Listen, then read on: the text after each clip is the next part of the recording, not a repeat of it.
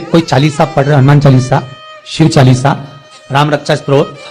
गोवर्धन चालीसा, जब हम चालीसा का पाठ करते हैं तो उतनी देर तक, जितनी देर पाठ कर रहे हो, दिया जल रहा है, उतनी देर तक देवता एक पांव पर आपके सम्मुख में टकटकी लगाकर खड़े रहते हैं। इसलिए चालीसा करते समय, पाठ करते समय, अर्चना करते समय घी दिए में उतना ही डालना चाहिए जितनी जरूरत हो। भर कर दिया, रख दिया, हनुमान चालीसा का पाठ पूरा हो गया, तुम तो चली गई चाय पी रही, नाश्ता कर रही, और हनुमान जी वहीं एक पांव पे खड़े, दादा कब ये ठंडा हो, कब मैं घर जाऊं दूसरी जगह।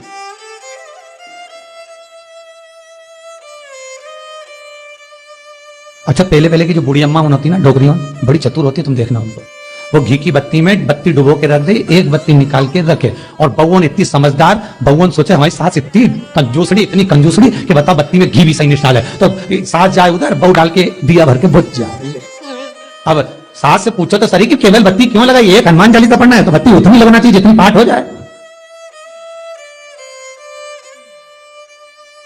अब इनको कौन समझाए, बहुओं को लगता है सास कंजूस हो गई, बेचारी कंजूस नहीं रही, फायदा सोचती तुम्हारा, और कोई बात नहीं। ना जाने बेचारी सासों का जीवन कब सुधरेगा। जो भी करती हैं, जब भी करती हैं, अच्छा करती हैं, फिर भी बुराई माथे पड़ जाती बेचारी।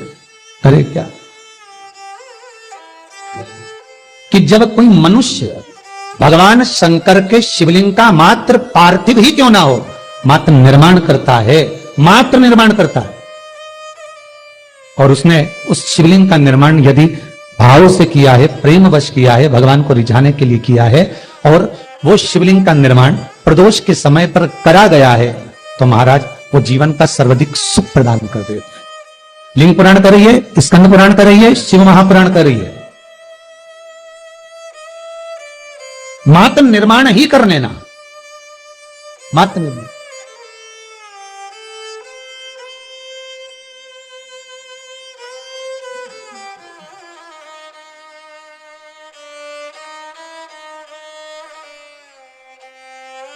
एक शिवलिंग बनता है महाराज, बात निकली है शिव महापुराण की, तो आपको वर्णन कर दें, पर जिसको बहुत जरूरी हो, बहुत ही जरूरी हो, बहुत ज्यादा कष्ट में, मतलब रो रो के जिंदगी निकल रही हो, तो बनाना ये वाला शिवलिंग, ठीक, उसको कहते हैं भस्म शिवलिंग। गाय का आलोना कंडा, हाथ ना लगा हो, सूखा हो, उसको जलाकर उसकी भस्म तैयार कर कर, उस भस्म में थोड़ा सा गंगा जल मिलाकर, थोड़ा सा गंगा जल मिलाकर, और उसमें थोड़ी सी काली तिल डालकर, पीस कर डालकर, उसका जो शिवलिंग का निर्माण करता है व्यक्ति, किसी भी महीने के प्रदोष पर, किसी भी प्रदोष पर उस शिवलिंग का निर्माण कर कर किसी विद्वान ब्राह्मण को बुलाकर रुद्राष्टाध्याय से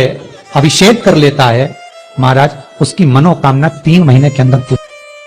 भस्म शिवलिंग का अभिषेक, भस्म शिवलिंग का अनुमोदन आप लिंग पुराण में पढ़ो, स्कंद पुराण में पढ़ो, और शिव महापुराण के विद्येश्वर संहिता में पढ़ो, भस्म का शिवलिंग का व्याख्यान मिल जाए। भस्म शिवलिंग पर निवेदन है आपसे, ये जो आपसे कह रहे हैं कि बहुत तकलीफ हो, बहुत ज्यादा दुख हो तो बनाना, नहीं तो शंकर भगवान कहते हैं जिस समय भस्म का शिवलिंग बनता है, उस समय पर माता पार्वती शंकर भगवान को गोदी में लेकर खड़ी रहती है। ध्यान दीजिएगा, प्रयास करना, कहीं बहुत सुंदर यज्ञ हुआ हो, बहुत बड़ा अनुष्ठान हुआ हो, बहुत बड़ा यज्ञ पूजन हुआ हो, तो उसमें जो गोला चढ़ता है, नारियल का गोला, गोटा, वो गोला जो समर्पित होता है पूर्णाहुति पर, उस जले हुए गोले को लेके आ जाना और उसकी राख तैयार करना, उस गोले की राख,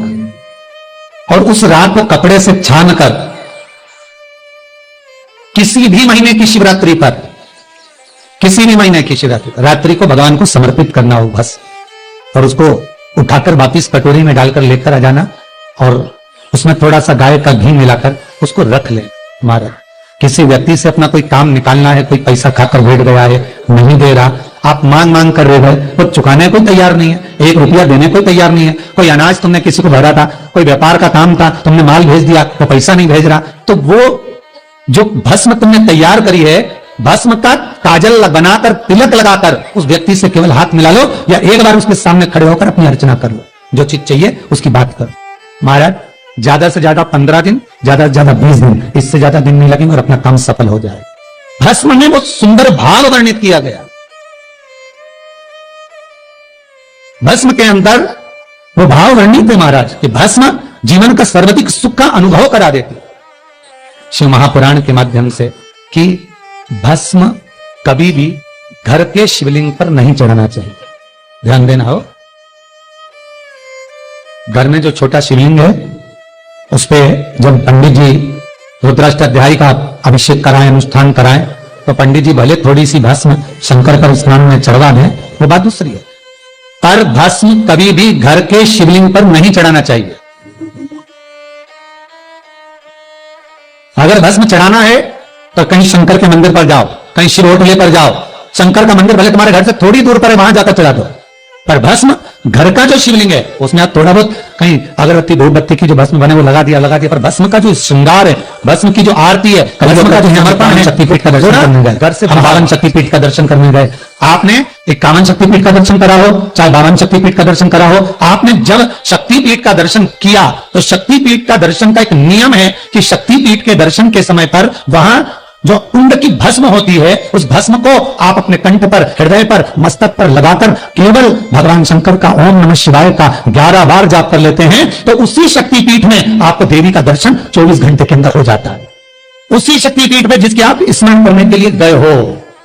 जिसका आप दर्शन करने के लिए गए, किसी भी रूप में आएगी मां, किसी भी रूप में आएंगे भगवान और आपको दर्शन देकर जाएंगे। देवी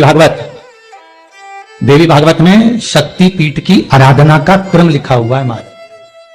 कई लोग जाते हैं कामाख्या देवी गए, मनसा देवी गए, हम नैना देवी गए, हम चिंतपूर्णी गए, जो भगवान के जहां शक्ति पीठ है वहां जाकर अगर आप दर्शन कर रहे हैं, थोड़ी सी भस्म, कुछ नहीं है तो अगरबत्ती की भस्म, धूपबत्ती की भस्म जो मिल जाए उसको लगाकर आप 11 बार शिव का जाप करिए। आपको 24 घंटे अगर वहां पर हैं तो 24 घंटे के अंदर मां आपको प्रमाण दे देगी कि मैं आई हूं और तेरे को दर्शन देकर जाऊं। उम्मीद है यह वीडियो अच्छी लगी होगी। अच्छी लगी हो तो इसे जरूरतमंदों के साथ जरूर शेयर करें ताकि वे भी इस उपाय से लाभ उठा सकें। धन्यवाद। श्री शिवाय नमस्तुभ्यम।